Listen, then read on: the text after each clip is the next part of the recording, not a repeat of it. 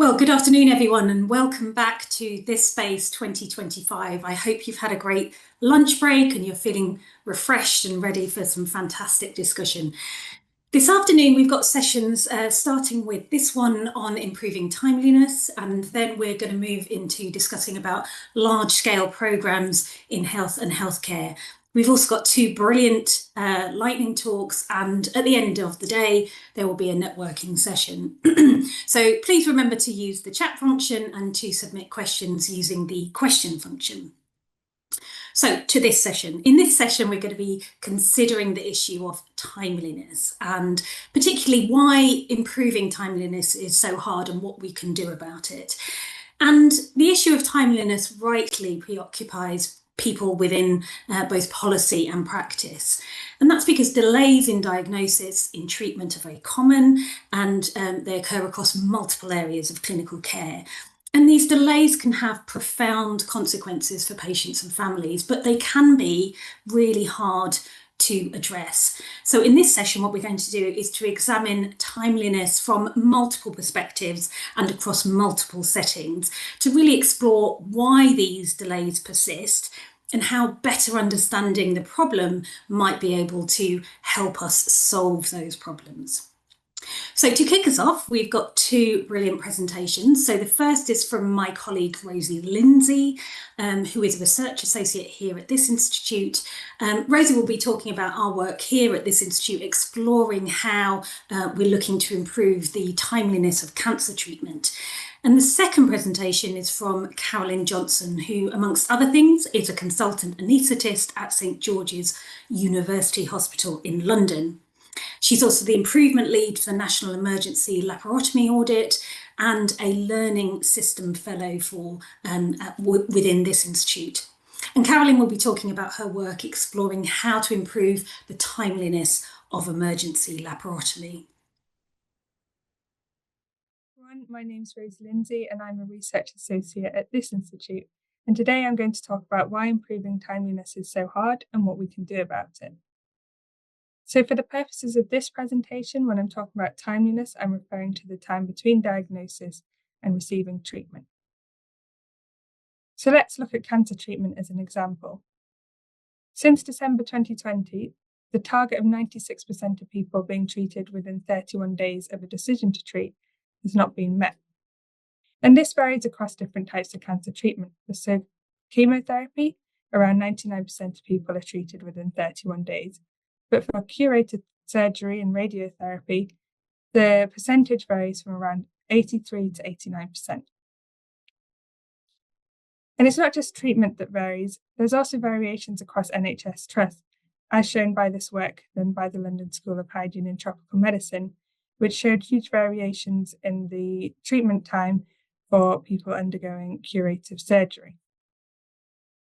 So why is there this variation in timeliness? Well, there's a range of reasons. Firstly, different trusts are treating different populations, data issues to do with data availability, data quality, resource availability, there's some chance in that as well, and suboptimal processes. And it's really these suboptimal processes that we wanted to focus on, and we started to look into interventions that have been used across a whole range of conditions and contexts that can actually improve timeliness. So I wanted to highlight some of the strategies that have been used by describing a patient's story. So Alex was at home when he suddenly developed slurred speech and right-sided weakness. He called emergency services, and thanks to a pre-hospital alert system, paramedics notified the hospital stroke team en route. On arrival, Alex was taken straight to the CT scanner, bypassing triage. The stroke team was ready, and while the scan was underway, a nurse began blood tests and prepared medication. The scan confirmed a stroke, and Alex received treatment immediately in that room. A real-time tracking system kept the stroke coordinator and neurologist updated, and feedback meetings and simulation training meant that staff had a clear idea of what they were doing and clear idea on their roles, helping to streamline the entire process. And what this story highlights are some of the key themes around how timeliness has been targeted in the emergency care literature. So these are things like pre-hospital alerts, removing unnecessary processes, optimizing medication administration, introducing point-of-care treatment, real-time tracking, feedback, and training loops. Emergency care is quite different from elective care, so let's look at a patient's story from elective care. So Maria's GP spotted something suspicious on a chest x-ray, and thanks to a fast-track lung cancer pathway, her x-ray was flagged immediately. This triggered a nurse navigator review, and a CT scan was booked for the next day. On day 3, Maria attended a one-stop multidisciplinary clinic, meeting all specialists in a single visit. To avoid delays, tissue and liquid biopsies were ordered together, with the results arriving in days. A shared digital tracking system monitored progress, and weekly tumour boards kept everyone aligned. By day 10, treatment had begun, and what once took weeks was now completed in days. And what this story highlights are some of the key themes coming from the elective care literature. Things that have been used include alerts, joint consultations, patient navigators, processes happening in parallel, real-time tracking, and clear targets. But there are some challenges with this literature, so it's often unclear what the effective components are of these complex interventions. And this work often happens in silos. To address some of these challenges, the tactic trial has been introduced, and this trial aims to improve timeliness of curative surgery or radiotherapy for people with cancer by using an innovative cancer learning system model. And just to describe a little bit around what that learning system model aims to do, the idea is to co-develop possible solutions to improve timeliness and reduce a lot of the fragmented learning that often happens across different contexts. So to hear more about that work and other work that we do at this institute, please visit our website. We also have a social media page on Blue Sky and LinkedIn. Thank you everyone for listening. I'm going to talk to you today about a 2-year collaboration between this institute and the Royal College of Anaesthetists to improve timeliness in emergency laparotomy. My name is Carolyn Johnston. I'm a consultant anaesthetist and I'm the clinical lead for the project. The term emergency laparotomy covers a basket of possible procedures, all of which are done through this large incision in the abdomen shown in the diagram. It might be for bowel perforation, obstruction, sepsis, or a number of other things, all of which put a lot of stress on organ function, and so morbidity and mortality are high. Around 1 in 12 patients will unfortunately die, and is often life-altering for those that survive. Many of the pathologies involved are time critical. Over a quarter of patients have sepsis at arrival to hospital, and many others have active infection, if not yet full-blown sepsis. If untreated, the natural progression is to worsen into shock and organ failure. Many of these processes are unfortunately quite quick, and deterioration can happen over a few hours. In these initial few hours after arrival, the patient will interact with multiple teams in the emergency department, surgery, CT scanning, and operating theatres, all of whom, of course, have competing emergencies demanding their time and resources elsewhere in the hospital. The care for this condition has been monitored in a national audit for 10 years, and this shows that while some aspects of care have improved, the time taken to get patients to theatre has not improved, despite it being a key recommendation in all 10 years of the national audit. And looking at some of the most recent national figures is sobering, with patients waiting many times longer than the recommended targets. And during this waiting time, their organ function will be deteriorating and their infection worsening. This waiting probably represents avoidable morbidity and sadly mortality. So the Royal College of Anaesthetists, who run the national audit, and this institute have collaborated to use a healthcare learning systems approach to improve this previously intractable problem. So in our model, this means characterizing and understanding the problems, using that knowledge to develop possible solutions, and then, of course, evaluation. The model is supported by the 3 things indicated on the left-hand side: an online collaborative community, rigorous co-design techniques, and high-quality data and analytics. So we started by setting up our online community first, and this has about 300 stakeholder groups from the clinical groups mentioned earlier, and from all over the UK and all stages of training. We then started to look in detail at the patient pathway to characterize and understand the problems. Starting with looking at work as done, this diagram is from a Swedish paper describing their national patient pathway. Regarding timely treatment, they simply say that clinicians should eliminate all factors that may delay surgery, as if it's so simple and in the clinician's gift to do so. So I started with observations from surgeons in the ED, with patients, with some focus groups and interviews. We mapped that work as done using the functional residence analysis method, or FRAM, to bridge the gap between the work as prescribed here and the work as done. And this is our FRAM, which, as you can see, is much more complex than the previous pathway document and doesn't even really fit very well into the slide. We asked our online community, and more widely via Royal Colleges and specialist societies, to share their views on where the pathway worked and didn't using this discovery survey. And this was very helpful. We had over 250 responses from all over the UK and all stages of training and specialties. The heat map shows the pathway steps running from left to right, and the various specialties involved running from top to bottom. And there's a big red signal around the time of initial surgical review and diagnostic scanning. We analysed the data of over 100,000 patients in the national audit. This shows that across all urgency categories, sicker patients wait longer, and some of those delays were related to the CT scanning steps. It also shows an interesting finding that females wait longer than males across most urgency categories. We spoke to some top performing sites and got some helpful themes around their culture and approach. A lot of them had novel rotas to help manage conflicting demands.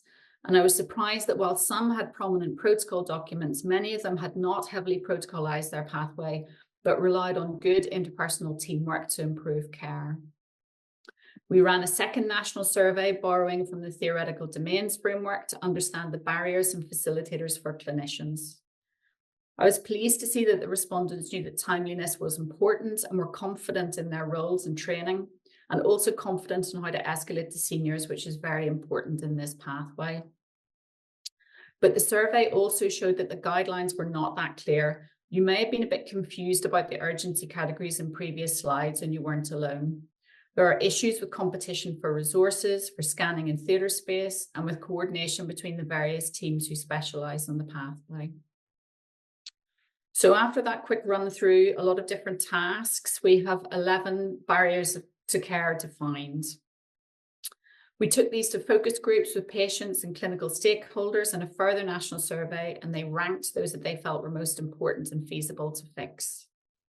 So we're moving now on to solution development using co-design techniques and borrowing heavily from this institute learning and other pieces of work. This was the most problematic step, ranked through that process, the sequencing between surgical review and CT scan. We're working with the relevant Royal Colleges on a set of principles to improve this impasse, co-designing with clinical and patient stakeholders.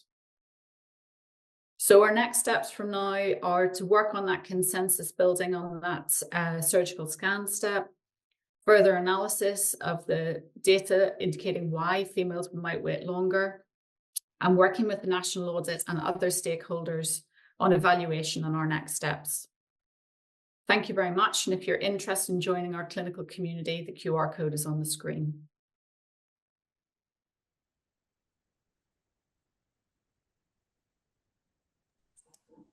So I hope you enjoyed those two presentations. I'm delighted now to introduce our two panellists who are going to join me in a discussion about all things timeliness and bring their expertise to this discussion. We're going to have a bit of a discussion between us. I'm going to ask some questions as well, and then I'm going to move to a Q&A with the audience. So if you do have questions, please do get them in the Q&A section on the portal, the website. So our two panellists with us today are Ajay Aggarwal, who is a Professor of Cancer Services and Systems Research based at the London School of Hygiene and Tropical Medicine. And alongside him is Adrian Boyle, who is a consultant emergency physician at our very own Addenbrooke's Hospital in Cambridge, and is also immediate past president of the Royal College of Emergency Medicine. Welcome to you both. Thank you so much for joining us. I'm going to go to each of you in turn if you'd like to sort of talk a little bit about your interest in timeliness and why, or if, in your experience, it proves quite complex to improve. So I'm going to go to you first, Ajay, if that's okay. Thanks very much, Jane. Thank you for the introduction. So I think in terms of where my interest came, it was around the pandemic, to be honest. I think everyone recalls it's over 5 years now in April when the lockdown happened, and the messaging around stay at home, protect the NHS and save lives. And it did feel slightly unilateral in terms of that public health messaging. And from an oncology perspective, you know that time matters if you've got a diagnosis of cancer, either getting that diagnosis and then receiving treatment. And at the time, routine referrals from the GP were cancelled, screening was cancelled, and also a lot of surgery for trying to get the evolving evidence as to whether it was safe or unsafe. But I was very concerned at that time. So over the period of April, May produced a piece of research that was published that suggested that diagnostic delay during that time could have significant impact on excess deaths, particularly for colorectal cancer. So that was my first area, which is, hang on a minute, we can't just completely shut everything because there are other life-threatening conditions where actually, if you don't receive treatment, you do die from that, and that's a guaranteed mortality. Second was, further on that, was the colleges suggested that for many cancers that there was no specific issue with regards to delay, or 3 months would be okay for some cancers. Again, I looked into the literature, and myself and my colleague Tim Hanna in Canada undertook a systematic review and meta-analysis, again at pace. I mean, this is, as you can imagine, during the pandemic, trying to see, well, what is the evidence on treatment delay and outcomes? And we found the evidence quality is poor, but that actually for every 4-week delay increases the risk of mortality by about 6 to 8%. But there was a big evidence gap, which then asked the question, why do we have these 31-day targets? And it was set up in 1997. Rosie mentioned about it, but actually the evidence for it hasn't come from the literature. So this was the first meta-analysis. So that piqued my interest, which is, you can see how it can often be a political process, but also there was a real evidence vacuum for everything that we do day in, day out. I've been involved in oncology for 20 years and have verbatim said, well, actually, these targets must have been thought or considered with very high level evidence, but that's not the case. I think in terms of now working and being one of the co-leads of the tactic study, which Rosie mentioned, the complexity is huge. I think first and foremost, what are we measuring? So that 31-day target, that's from a decision to treat. But if you're a patient, as soon as you get a diagnosis, that clock starts ticking. We don't measure diagnosis to treatment. And that gap between diagnosis and decision to treat can be huge. The other factor is we keep seeing about 62-day targets. And I say keep saying because I think it's a cause of frustration that actually, you know, although 30 or 40% of patients are diagnosed following an urgent referral from the GP with red flag symptoms, we know that the other sort of 60 or 70% come through routine or outpatient or screening pathways. We don't measure that. We don't know what their timeline is. I think the other factor is the sheer complexity of cancer. I mean, we call the cancer problem, but the cancer problem is 200 cancers. Yes, about 50% of them are covered by colorectal, bowel, lung, but actually we're dealing with different diagnostic pathways, different treatments, and now increasingly people needing not just one treatment, surgery or radiotherapy, but a combination of 3 treatments. And they're all housed in different centers and different places. And so we have to coordinate a vast referral network now. And those treatments themselves, so just to give you an example, about 10, 15 years ago, there were about 50, what I describe as dose fractionations for radiotherapy. They're now over 250. And we have now new techniques, stereotactic radiotherapy protons. They take more time, they need more workforce, and there's a more complex and centralized pathway. I think other factors just to consider is the patients themselves. So for instance, prostate cancer, we're now above pre-pandemic levels in terms of diagnosis, a 25% increase. So the throughput's increased. And then second of all is the complexity of those patients. So multimorbidity, polymorbidity, inequalities in those group of patients. So it takes longer to manage, to make sure that they're optimized for treatment specifically, but also the evidence for whether a treatment works or not is also limited because of where our randomized control trials are. I think probably the final thing to take on board is really around this complexity. We're increasing so there were 40 new drugs, for instance, approved by NICE for cancer. Great breakthrough drugs, but the downstream impact, we're doubling the number of appointments for breast cancer patients over the last decade. Where is that capacity? Where is that workforce? It potentially could be budgeted for, but there's no infrastructure increase. So when people say, well, the staff are not being productive enough, well, actually they're dealing with the follow-up and the downstream pathways of better and better care. and those are the same people who see the new patients. So we have a real disconnect in our media discussion and enterprise around this complexity, which I hope we can tease out more and more. And I think on that, finally, on that workforce aspect, so I'm a consultant clinical oncologist, but nationally 15% vacancy rate for consultant clinical oncologists, and it's expected sort of between the ages of 55 and 65, 60% of that workforce are expected to retire in the next 4 or 5 years. So in that age category. So a number of both structural factors, process factors, but then also the way that this is discussed politically without really looking at the detail of cancer waiting times. Thank you, Ajay. That's, I think, given us a real insight into the complexity of this problem, particularly in terms of cancer diagnosis and treatment. Adrian, I wonder if you want to share your interest in timeliness and add to this complex web of things that affect it. Yes. So fundamentally, my belief around this is that poor logistics eats good clinical care for breakfast. And that's a shameless adaptation of the famous Peter Drucker Square quote, which was the culture eats strategy for breakfast. Through my career, I started work in the early 1990s. And working in emergency care was pretty grim. You would regularly see an elderly patient. You would write a plan for them. You would leave work and come back the next day, and they'd still be there. And the only care that they would have had would have been the plan that you put up overnight. Over my career, that changed. The Blair government made this totemic thing of having the 4-hour access standard. And there was a massive drive to clear the corridors of shame. And it was driven very much through politics rather than evidence. And Ajay's comments around the lack of evidence for the 31-day wait are mirrored with the same sort of debate that we had around having a 4-hour standard. 4-hour standard was just thought, if somebody turns up, 4 hours seems about right. And the politics was driven by a single case, a woman called Rosie, who was an elderly lady who went into the Whittington Hospital. And the only thing that was unusual about her care was that her son was a photojournalist for the Evening Standard and also freelanced for the Daily Mail. And he got her picture, having not great care and being one of these little old ladies on a trolley. He got it onto the front of every paper, and questions were asked in the House. It became a big issue for multiple Prime Minister's question times. What's going on in our emergency departments? And there was a commitment to improve flow and this constitutional requirement and a constitutional standard, which sounds grand, to try and empty the corridors of shame. And there was this big push.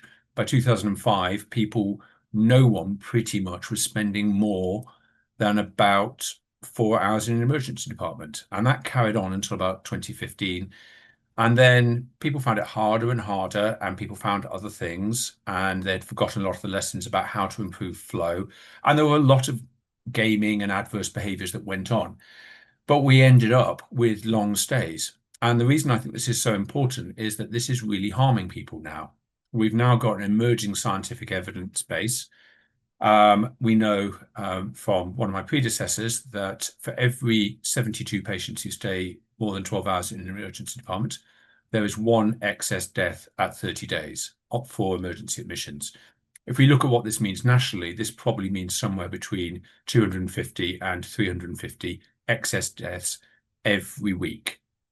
Now, the first time I presented this data, and I told Times Radio this, and I will not forget this, on the 1st of January 2022, the media lost its head. And very quickly, I was invited to explain myself. I was presented all the scientific evidence. I presented this, and I was challenged. And there was a lot of what we do in the health service when we are confronted by uncomfortable data. Fingers were put into ears. People were saying, the data is terrible. It wouldn't apply to my hospital. Every chief operating officer I spoke to about this data, they said, well, that must be happening in other hospitals. You know, there's a certain amount of where you go, well, where are all these terrible hospitals? And it's apparently not happening in your own. And I heard my own chief executive say, well, this is a really strong piece of work. This must be terrible things happening in other hospitals, but it couldn't possibly be happening here. And that data denial was very unedifying. We caused a huge fuss about that.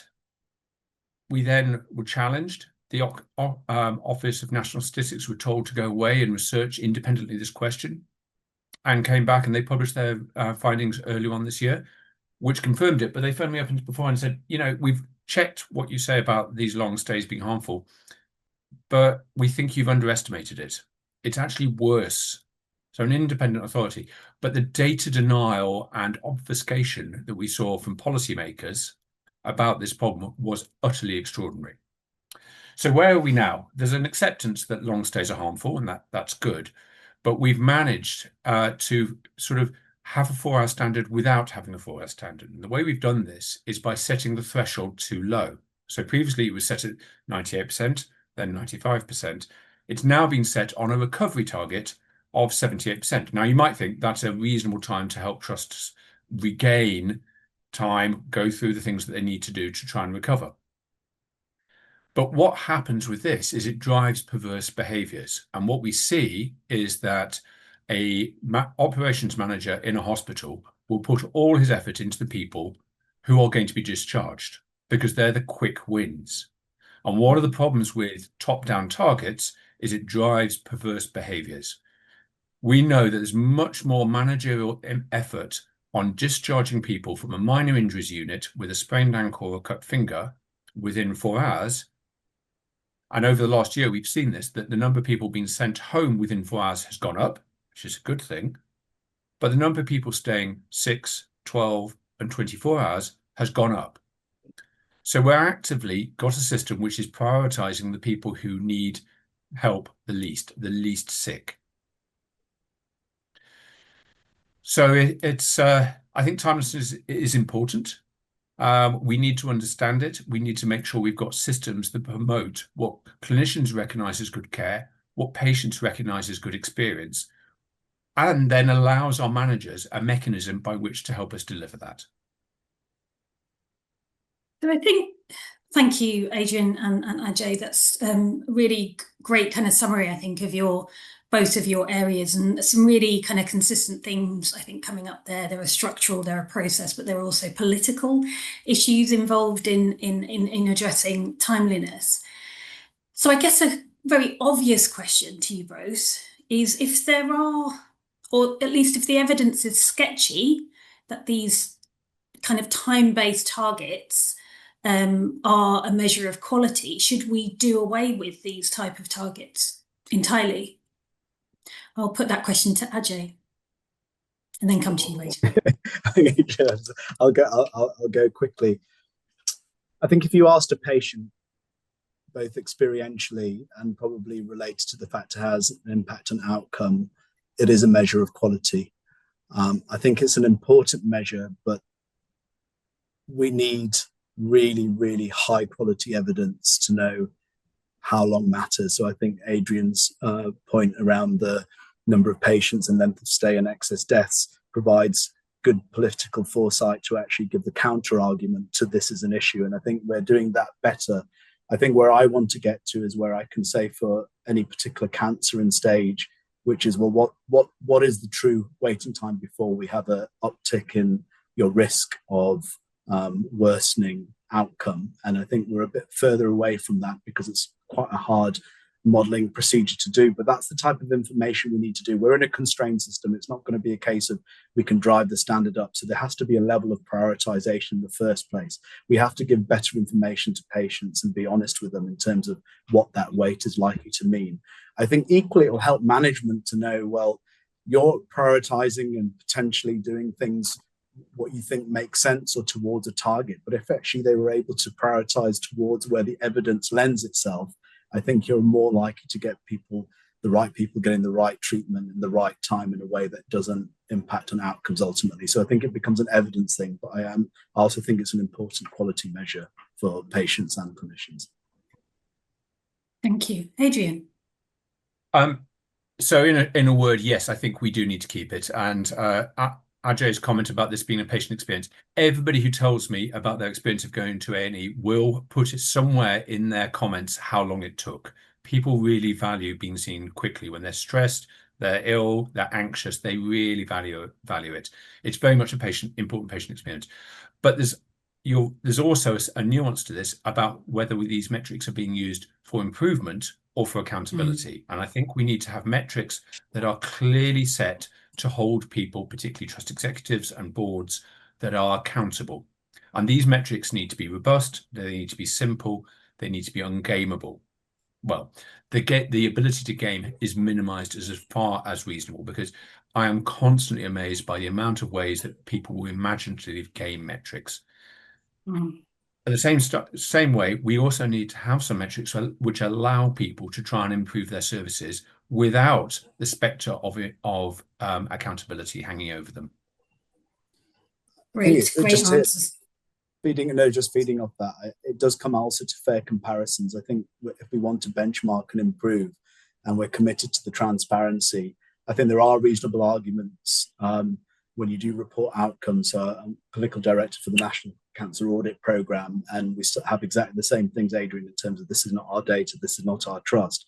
But actually, that's partly because of the communications around what adjustment is there. We do, and I'll say factors of, we do understand your resources, we do understand the types of patients you have and the comorbidities, etc. So I think we also need to spend much more time on the technical aspects of those comparisons for it to be a positive thing rather than one that becomes a defensive entity when it comes to reporting of outcomes itself. I guess through what you've both said there, there's something really important about data and data to support understanding the problem. And one of the things that we try to emphasize and do in our work at this is really to explore fully and understand the problems from multiple perspectives, to really know that when we're intervening or when we're trying to improve something, we're actually improving the problem. Do you think in your kind of experience of your particular issues that you're talking about today, that the problem has been explored sufficiently, or that there are gaps in the data that you currently have to understand that, Adrian? So I think we're drowning in data, and I think there's a real problem that we don't understand and use the data properly. And I think one of the great criticisms of the NHS is that it doesn't have the analytical capability to really understand what it's doing. And actually, there's also a question about when you set up a reporting mechanism, you've got to ask the question, how would this information be used? And increasingly, we've just done a study with the University of Leicester where we've been looking at what happened in operations meetings, bed management meetings. And it's surprising how undata driven they are. They're much more about relationships. They're much more about making sure everyone is up to date with the plan, rather than actually being data driven at all, because they don't either think the data is going to help them, it's not going to change what they do. But when we start trying to design these metrics, we've got to ask our question, what is somebody going to do? Attached to the gaming, we've also got to say, what is the worst manager in the worst hospital going to do against this metric? It's a great answer. Ajay, did you want to add to anything? I completely concur. I think just in terms of difference in perspective, it wasn't related to waiting times, but it was related to side effects of treatment when we published. And we did a national patient reported outcome exercise. And very interestingly, our own data using the national data set showed that there was an issue in certain hospitals. We got pushback saying the data wasn't wrong. But when the patient reported outcomes said exactly the same, and we got 50,000 responses back, an 80% response rate from the survey, they listened straight away. And it was quite interesting that actually there is this thing of, oh, well, this is just nerdy, or this is just statistically wrong. But actually when the patient voice was then added to it, it did have an impact as well. And maybe there does have to be that mix of the operational and getting the data better with the stories and the experiences that come with it when we display these results. Certainly. Sorry, Adrian, you go. Yeah, I was just reflecting on the transparency of data is a huge issue. And one of the things that we've observed and we've pushed very hard against is the aggregating of data by multiple sites. And over the last 20 years, there's been an increasing tendency to amalgamate hospital trusts together. And the importance of this is you can actually bundle together all your reporting. And you know that if you put hospital Y and X together and report their aggregate measure, you can actually hide really poor performance. Now, it's only in the last 2 weeks that NHS England has committed to reporting in urgent and emergency care single site data. They've also committed to reporting data around selected conditions, particularly for older people who are hugely disadvantaged, younger people, and people with a mental health presentation. And, you know, I'm a great believer in shining lights on dark corners that people don't want to see. It is absolutely stark what we're finding. We're finding that poor performance has been hidden by aggregate reporting. That's a really important point, and it leads me to my first question from the audience as well, which also chimes very nicely with a final question that I was going to ask you around equity. So I think, you know, as Carolyn mentioned in her presentation, it seems that sometimes the most sick or perhaps the most marginalised in society are the ones that wait the longest, paradoxically, for the diagnosis or the treatment that they need. And in the Q&A, this has specifically been referenced about the fact that women wait longer for diagnoses and treatment, and how can we finally really try to fix this? So a kind of general question to you, should we be considering that timeliness is an equity issue, and how, if we view it from that lens, might we do things differently? Ajay. I think it's a huge facet in terms of equity, not just waiting longer, but travelling longer. You know, that's one of the big issues in terms of what we see from lower socioeconomic groups. We have to measure it from an equity lens, and I think waiting time is a perfect example of something where middle class advocacy can rule the roost. The NHS as we have it at the moment, I'm afraid, is an area where if you want something done and if you want something done quicker, advocacy is increasingly important. Ringing the secretary, trying to get hold of the consultant, ringing and using contacts that you may have, and that's something that displays itself in that gap between sort of the middle classes and other groups. This also includes be able to use the private sector for care, so to actually exit from NHS care and then come back.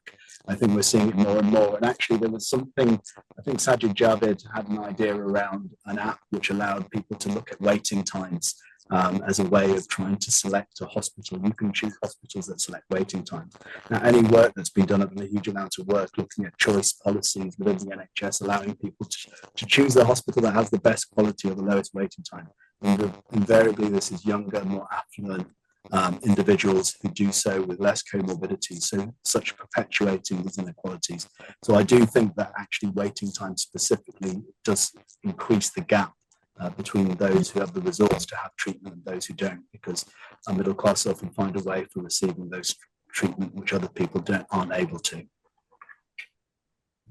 Thank you, Ajay. Adrian, anything to add there before I go to another question from the audience?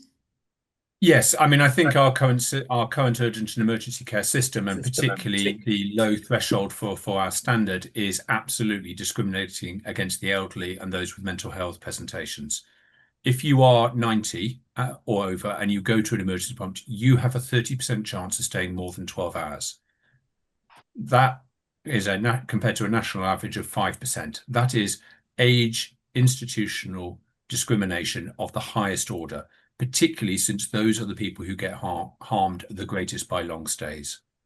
Likewise, mental health, these people are particularly ill-served by the urgent and emergency care centre. They have long delays, and they often have very poor access to treatment in an environment which does not promote recovery in any way at all. So I think a lot of what we've got with the way we're trying to design by accident, our accidental design of urgent and emergency care is designed to help the sharp-elbowed working age middle class. So these are kind of infrastructure design problems as much as, you know, being sort of influenced by political targets as well. And on that then, there's a really interesting question here from Emma Sylvie about the move towards neighbourhood and community care. And, you know, obviously you've described huge complexity already in getting into the cancer treatment pathway and physically getting into ED and then moving to the correct part of the hospital. Do you think that moving towards community care is going to increase that complexity and cause more problems for timeliness of things like diagnosis, or do you think it's going to help in any way? Adrian, first to you. Well, I can't argue with the basic principles behind all the three shifts that are taking up a huge amount of policy work time to try and understand and operationalize. But this hospital to community with no commitment to fixed social care, which has been kicked down the road waiting for the case review, I can't see how it's really going to work. We have almost the least number of hospital beds of any country in the OECD. And yet we're not reforming social care. So we've got this incredibly constrained bed base. Our emergency departments and our ambulances are feeling huge strain as a consequence.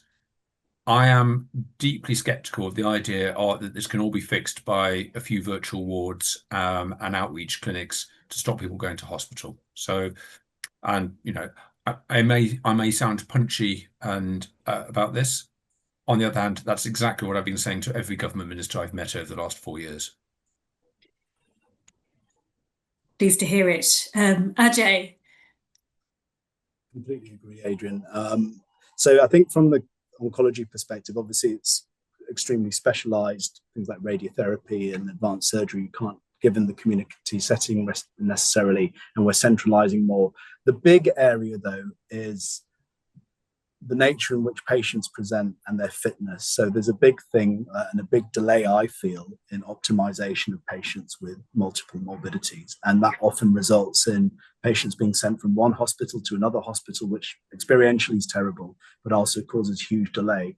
I think in terms of strengthening primary care and community care can be the management and optimization of an increasingly aging population with a number of different comorbidities, such that they have a fair chance when diagnosed with a cancer of receiving treatment in a timely fashion, that they have the peri-care that they require in terms of any issues, and then the aftercare appropriately as well. And that's particularly another factor that, although a lot of the treatments are successful, they have more and more toxicities as well. And a lot of patients end up being in the secondary care system, having those managed. Again, the community care and the primary care can be strengthened to manage a number of those things. So yes, I can see where there's a natural alignment and that overall that would help with waiting times.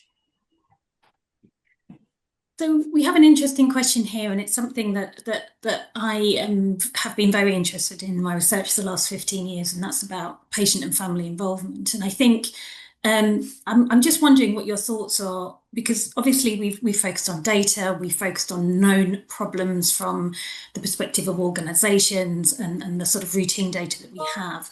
But I'm just wondering about what the role of patients is in trying to tackle this timeliness problem. Is there something that we can be doing directly with them to help get them to the right spaces at the right times?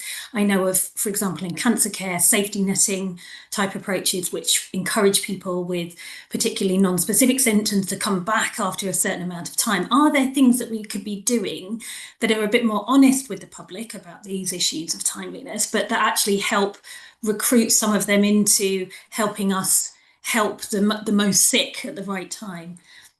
Adrian.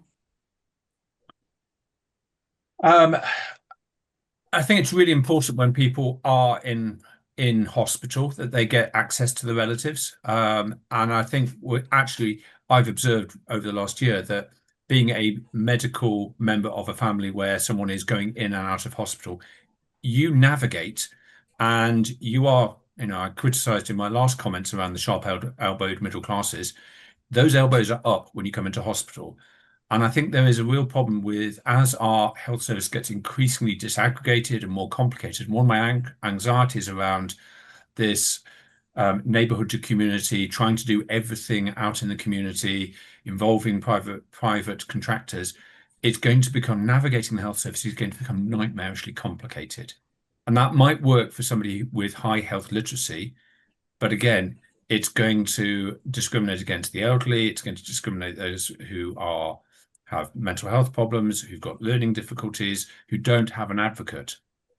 And there's a lot to be said that the NHS was always simple to use. If you look at the horror stories we hear from the other side of the Atlantic, complexity of the system means they're not good at managing complex cases. Indeed. So social capital is a big thing there. Yeah. Ajay.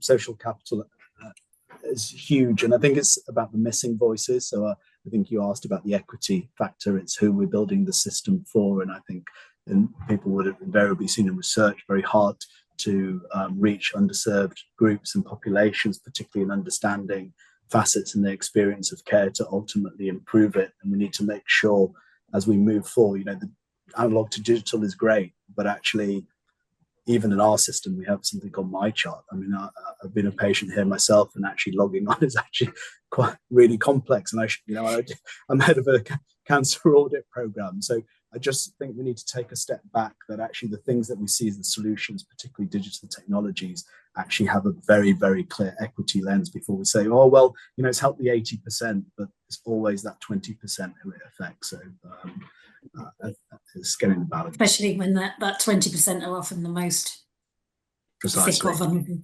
Yeah. Indeed. We don't want to exaggerate those inequalities, do we? Okay, so as we draw to this session to a close, based on all of the presentations, the discussions that we've had, the questions that I've put to you, what would you say are sort of key take-home messages from this session around trying to improve timeliness?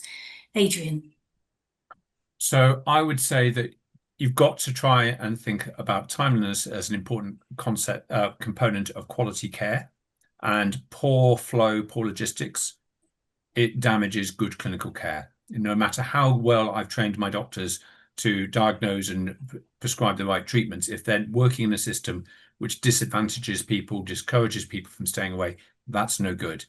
And then the metrics that we need there need to be meaningful, and we need to be clear whether these are metrics for accountability or for improvement. Brilliant. And succinct. Thank you, Adrian. Ajay? Again, just echoing those comments, but I think we've got to realise that every day, and Adrian would have had this in hospital, everyone talks about the breach, everyone talks about waiting times not being met, but we've not moved forward. And we just need to reimagine things. I think the pandemic was horrendous in many ways, but now, as we move forward, really need to see what do we mean by waiting time. So I think evidence is important, fair comparison is important, giving people at the coalface who are trying their best information about prioritization. But none of this can happen without infrastructure support. We need to build capacity and workforce resource to be able to manage the increasing number of patients we have and their complexity. And so the operational factors that Adrian alluded to are absolutely critical, but we also need to anticipate the infrastructure needs and investment that are required to deliver excellence, which is what we want ultimately. Fantastic. I don't know how to follow that, really. Some really great take-home messages. I think we've talked about a lot today. It's clearly a very complex issue, which may have some differences between elective and acute sort of emergency presentations. There are clearly kind of structural issues, process issues, but there is this kind of sitting behind it, the influence of these sort of politically driven targets as well, and the issue around gaming and all of that sort of stuff. So I suppose, coming from this institute, the main thing that I would sort of urge people to try and do to try and address timeliness would be to really understand the problem, use the available data that you have, but as Adrian and Ajay have both said, actually look to try to seek multiple perspectives as well on that particular problem. And I think Carolyn's presentation really helped to illustrate that. So it just remains for me to say thank you to all of our presenters and our two panellists here today, Ajay and Adrian. We now have another set of brilliant lightning talks. If you want to head off to one of those after the close of this session, in room 1, we have Nina Fudge, who will be discussing making sense of policy, using interpretive policy analysis for health improvement. And in room 2, we have Nicola Boyle, who will be discussing designing with care, co-production in abortion and contraception services. And I've heard Nicola talk before, and it's always worth listening to her. So please go on, select programme on the left and enter the talks from there. And after the lightning talks, we'll be having a short break before returning again at 5 minutes past 2 o'clock. Thank you all for listening.